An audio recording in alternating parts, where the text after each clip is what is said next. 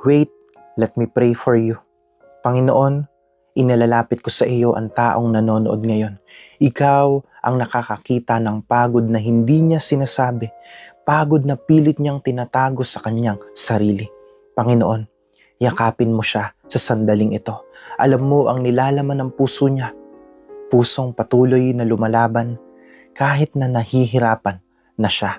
Palitan mo ngayon, Panginoon, in the name of the Lord Jesus, ang kanyang kaba ng kapayapaan. Palitan mo ang takot ng lakas ng loob. Palitan mo ang pagod ng pahinga mula sa iyo. In the name of Jesus, you will give him strength. You will give him peace and you will never leave him. Panginoon, hipuin mo ang isip niya ngayon. Ayusin mo ang magulo niyang damdamin. Tahimik mong punuin ang mga puwang na matagal nang masakit. Kung may sugat sa kanyang puso, heal it gently. Kung may bigat sa kanyang dibdib, heal it and lift it slowly. Kung may luha man, Panginoon, punasan mo ito. In the name of Jesus, grace is flowing, hope is growing, faith is rising.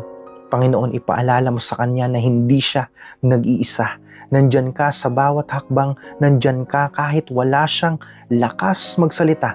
Sa sandaling ito, balutan mo siya ng iyong presensya. Binubuhat mo ang loob na muntik nang bumigay. Binibigyan mo siya ng bagong tapang para magpatuloy.